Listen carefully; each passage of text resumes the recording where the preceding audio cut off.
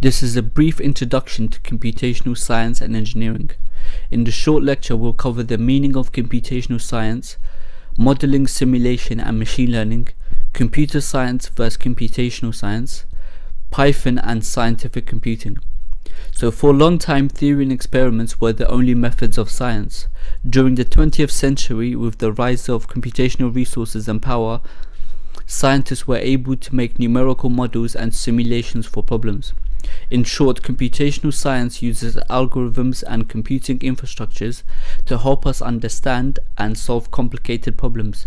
Computational science is an interdisciplinary field crossing paths with many subjects such as mathematics, physics, computer science, mechanical engineering, chemistry, and the list goes on.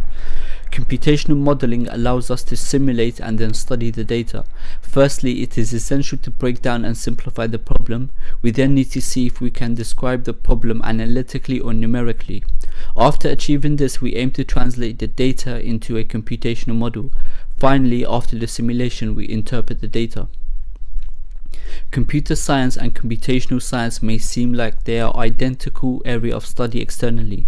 However, they are not the same, although they may have many similarities such as algorithms and programming. Also, a computer scientist will solve problems relating to computer science, while a computational scientist may solve mathematics, physics, and aerospace problems. Debatably, Python is the predominant language that is used today. This is because it is a high-level language, which means it has high readability and it is easy to use. Some may argue that since it is an interpreted language, it performs much slower than compiled languages such as C. But today, because of the affordability of computing resources, it is more efficient for scientists to use Python. SciPy is an open source ecosystem for Python with packages such as NumPy and scikit, which has libraries of algorithms, functions, and data structures. Anaconda Cloud is another useful software.